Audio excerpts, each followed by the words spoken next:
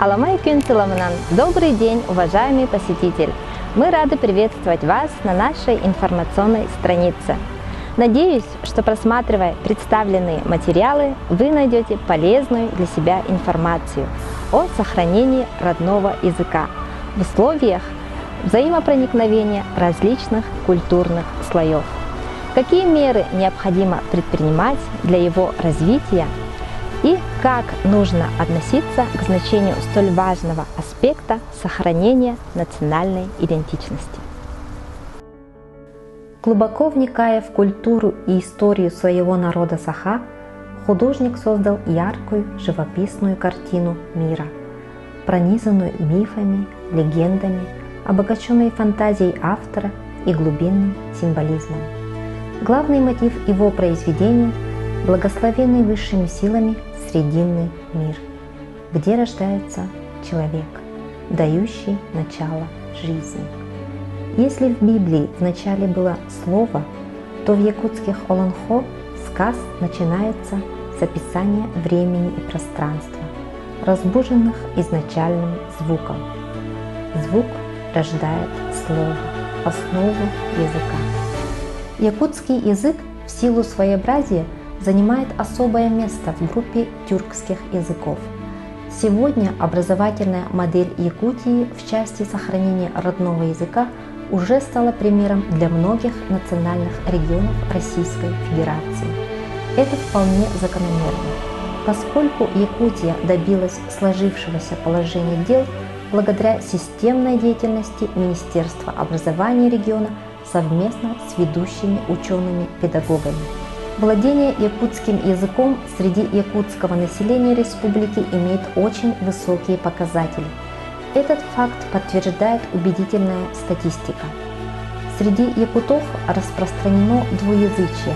96,1% якутского населения республики владеет родным языком. 90% свободно владеет русским. При этом представители якутской национальности родным называют в основном якутский язык. Значительно меньшая часть – русский.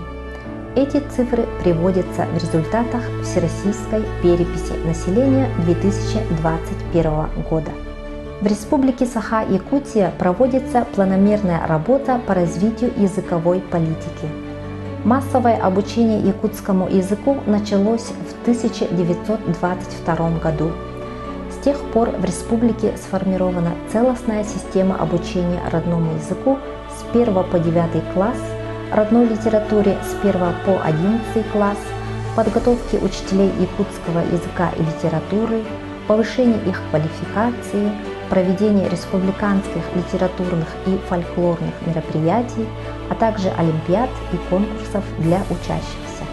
Одним из наиболее важных факторов сохранения родного языка является обеспечение доступности обучения на нем.